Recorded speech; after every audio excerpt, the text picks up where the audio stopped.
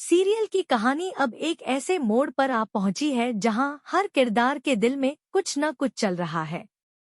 बाहर से सब सामान्य दिख रहा है, लेकिन अंदर ही अंदर भावनाओं का तूफान उठ रहा है। सबसे पहले बात करते हैं आरएस सर की। आरएस सर जब भी अनु के साथ होते हैं तो उनके व्यवहार में एक अलग ही नरमी दिखाई देती है। उनकी आंखों में एक अलग ही चमक होती है। वो अनु से बात करते समय बहुत संभल कर शब्द चुनते हैं, जैसे कहीं कुछ गलत न कह दें। और जब अनु मुस्कुराती है तो उनके चेहरे पर भी अनजानी सी मुस्कान आ जाती है। इसी तरह एक दिन दोनों मोहल्ले में साथ खड़े थे। हवा चल रही थी और अनु के बाल बार बार उसके चेहरे पर आ रहे थे। अनु उन्हें हटाने की कोशिश कर रही थी, लेकिन बाल फिर से चेहरे पर आ जाते। तभी आरएस सर ने धीरे से हाथ बढ़ाया और उसके बाल ठीक कर दिए। वो पल बहुत छोटा था, लेकिन बहुत खास था। दोनों की आंखें मिली। दोनों हल्का सा मुस्कुराए। लेकिन उन्हें क्या पता था कि कोई दूर खड़ा ये सब देख रहा है। वो थी रजनी। रजनी की नजरें तेज हैं। उसे लोगों के हाव भाव से ही अंदाजा हो जाता है कि क्या चल रहा है। जैसे ही उसने आरएस सर को अनु के बाल ठीक करते देखा, उसके दिमाग में घंटी बज गई। उसने मन ही मन सोचा, ये कुछ ज्यादा ही करीबिया नहीं है। उसे याद आया कि कुछ दिनों पहले एक लड़के की बात चल रही थी अनु के लिए। कहीं वो लड़का यही तो नहीं? रजनी को अब चैन नहीं था। वो सीधा पहुंची पुष्पा के पास। पुष्पा उस समय घर के काम में व्यस्त थी।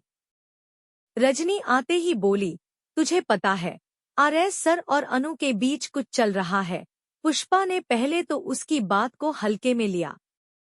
बोली, क्या कह रही है तू? रजनी ने जोर देकर कहा, आज मैंने अपनी आंखों से देखा है। दोनों मोहल्ले में साथ खड़े थे। और पता है, वो अनु के बाल ठीक कर रहे थे। ऐसे कोई यूं ही थोड़ी करता है। पुष्पा ने कुछ पल के लिए रजनी की ओर देखा, फिर बहुत शांति से बोली, तो क्या हुआ? रजनी को जैसे करंट लग गया। मतलब, तुझे फर्क नहीं पड़ता? पुष्पा ने साफ शब्दों में कहा, अगर दोनों एक दूसरे को पसंद करते हैं तो मुझे कोई ऐतराज नहीं है। मैं तो खुश हूँ। ये सुनते ही रजनी के चेहरे का रंग उड़ गया। उसे उम्मीद थी कि पुष्पा गुस्सा करेगी, चिंता करेगी, लेकिन यहाँ तो मामला उल्टा पड़ गया। यहाँ तो माँ खुद इस रिश्ते से खुश है। रजनी चुप हो गई, लेकिन उसके मन में सवालों का सैलाब उमड़ रहा था।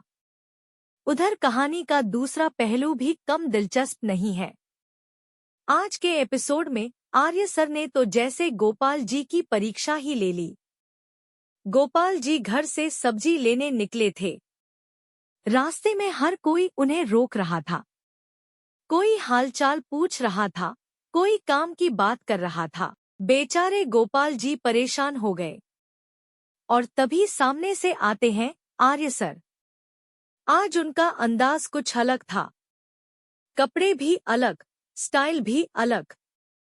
गोपाल जी ने पूछा, ये क्या पहन रखा है आपने? आर्य मुस्कुराते हुए बोले, हैसियत का फर्क मिटाना था ना, ताकि बराबरी से बात हो सके। गोपाल जी को उनकी बात समझ नहीं आई, लेकिन उन्हें अंदाजा हो गया कि कुछ तो चल रहा है। फिर फूलों की बात शुरू हुई। आर्य ने हंसते हुए कहा, आम तौर पर लड़का लड़की को प्रपोज करता है, लेकिन मेरे साथ तो उल्टा हो रहा है। मुझे लड़की के पिता को प्रपोज करना पड़ रहा है। गोपाल जी को अब सब समझ आने लगा था। वो बोले, अरे, इस चक्कर में तो मैं सब्जी लेना ही भूल गया। जैसे ही वो वापस मुड़े, आर्य ने सीटी बजाई और वहीं एक सब्जी वाला आ गया। गोपाल जी हैरान रह गए। सब्जी वाला आर्य की बहुत तारीफ करने लगा। कहने सीरियल की कहानी अब एक ऐसे मोड़ पर आ पहुंची है जहां हर किरदार के दिल में कुछ न कुछ चल रहा है। बाहर से सब सामान्य दिख रहा है, लेकिन अंदर ही अंदर भावनाओं का तूफान उठ रहा है। सबसे पहले बात करते हैं आर.एस. सर की। आर.एस. सर जब भी अनु के साथ होते हैं तो उनके व्यवहार में एक अलग ही नरमी दिखाई देती है। उनकी आंखों में एक अलग ही चमक होती है। वो अनु से बात करते समय बहुत संभल कर शब्द चुनते हैं, जैसे कहीं कुछ गलत न कह दें। और जब अनु मुस्कुराती है तो उनके चेहरे पर भी अनजानी सी मुस्कान आ जाती है। इसी तरह एक दिन दोनों मोहल्ले में साथ खड़े थे। हवा चल रही थी और अनु के बाल बार बार उसके चेहरे पर आ रहे थे। अनु उन्हें हटाने की कोशिश कर रही थी, लेकिन बाल फिर से चेहरे पर आ जाते। तभी आर.एस. सर ने धीरे से हाथ बढ़ाया और उसके बाल ठीक कर दिए। वो पल बहुत छोटा था, लेकिन बहुत खास था। दोनों की आंखें मिली। दोनों हल्का सा मुस्कुराए। लेकिन उन्हें क्या पता था कि कोई दूर खड़ा ये सब देख रहा है। वो थी रजनी। रजनी की नजरें तेज हैं। उसे लोगों के हाव भाव से ही अंदाजा हो जाता है कि क्या चल रहा है। जैसे ही उसने आर.एस. सर को अनु के बाल ठीक करते देखा, उसके दिमाग में घंटी बज गई। उसने मन ही मन सोचा, ये कुछ ज्यादा ही करीबिया नहीं है। उसे याद आया कि कुछ दिनों पहले एक लड़के की बात चल रही थी अनु के लिए। कहीं वो लड़का यही तो नहीं? रजनी को अब चैन नहीं था। वो सीधा पहुंची पुष्पा के पास। पुष्पा उस समय घर के काम में व्यस्त थी। रजनी आते ही बोली, तुझे पता है, आर.एस. सर और अनु के बीच कुछ चल रहा है। पुष्पा ने पहले तो उसकी बात को हल्के में लिया। बोली, क्या कह रही है तू? रजनी ने जोर देकर कहा, आज मैंने अपनी आंखों से देखा है। दोनों मोहल्ले में साथ खड़े थे। और पता है, वो अनु के बाल ठीक कर रहे थे। ऐसे कोई यूं ही थोड़ी करता है। पुष्पा ने कुछ पल के लिए रजनी की ओर देखा, फिर बहुत शांति से बोली, तो क्या हुआ? रजनी को जैसे करंट लग गया। मतलब, तुझे फर्क नहीं पड़ता? पुष्पा ने साफ शब्दों में कहा, अगर दोनों एक दूसरे को पसंद करते हैं तो मुझे कोई ऐतराज नहीं है। मैं तो खुश हूँ। ये सुनते ही रजनी के चेहरे का रंग उड़ गया। उसे उम्मीद थी कि पुष्पा गुस्सा करेगी, चिंता करेगी, लेकिन यहाँ तो मामला उल्टा पड़ गया। यहाँ तो माँ खुद इस रिश्ते से खुश है। रजनी चुप हो गई, लेकिन उसके मन में सवालों का सैलाब उमड़ रहा था। उधर कहानी का दूसरा पहलू भी कम दिलचस्प नहीं है। आज के एपिसोड में आर्य सर ने तो जैसे गोपाल जी की परीक्षा ही ले ली। गोपाल जी घर से सब्जी लेने निकले थे। रास्ते में हर कोई उन्हें रोक रहा था। कोई हालचाल पूछ रहा था, कोई काम की बात कर रहा था। बेचारे गोपाल जी परेशान हो गए। और तभी सामने से आते हैं आर्य सर।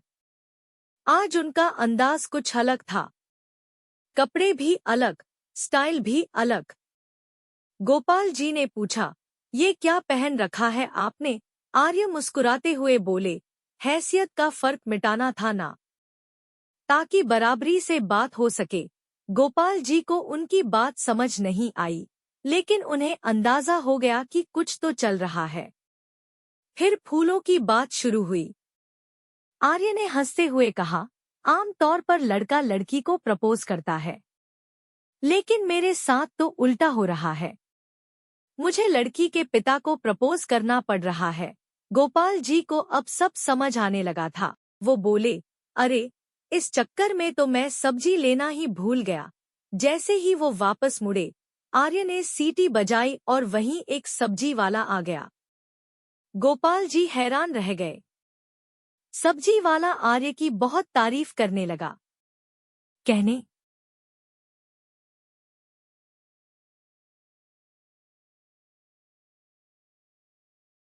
सीरियल की कहानी अब एक ऐसे मोड़ पर आ पहुंची है जहां हर किरदार के दिल में कुछ न कुछ चल रहा है।